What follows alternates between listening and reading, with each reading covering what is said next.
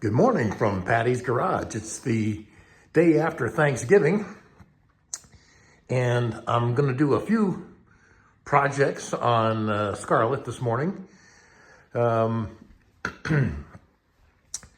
motor is in, and I've started doing a few of the easier getting parts off the countertop type projects. The valve cover is back on, the motor mounts are tightened up, distributor cap and wires are on, all those sorts of things, all these little bits and pieces that are normally sitting over on the countertop are now back on the car.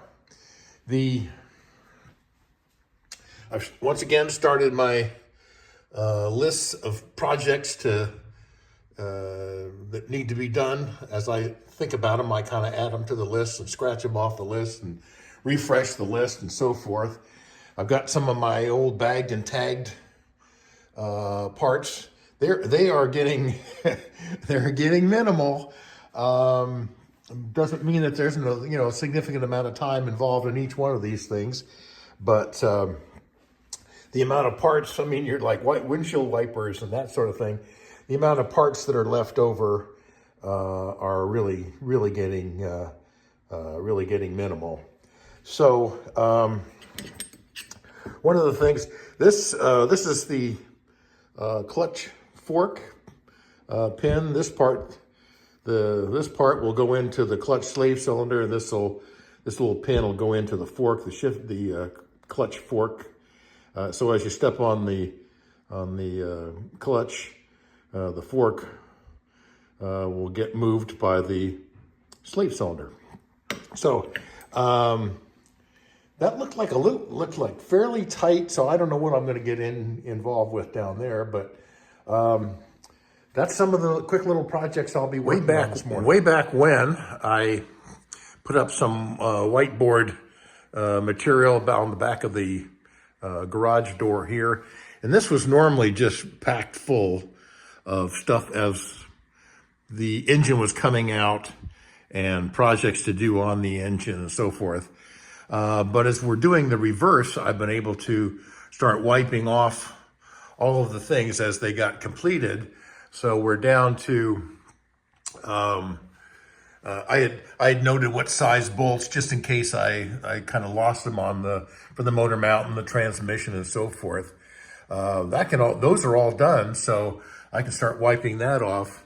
And then we're just down to this last bit of business that need to be done before we can get this car back off the lift. Some of these projects sound really small, like, put the downpipe for the exhaust on, but this clamp can get really fiddly. Goes way up underneath those where the carburetors are in there. You have to do it kind of blindly. So what looks like, just clamp that on there. I know it's going to be a long and arduous project getting some of that done.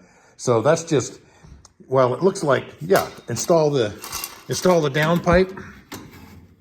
Yeah, plan on a few busted knuckles and an hour worth of time getting that done. I'm thinking I'm probably going to end up just disconnecting these air intake, get that out of the way, because there's some projects in here that we'll get to when we get back. We're heading down to Tennessee, so there's some projects that'll need to be done when I get back from Tennessee. We've got a Dynamator on here, which is an alternator that looks like a generator, but that involves replacing this regulator because the alternator's got one built in.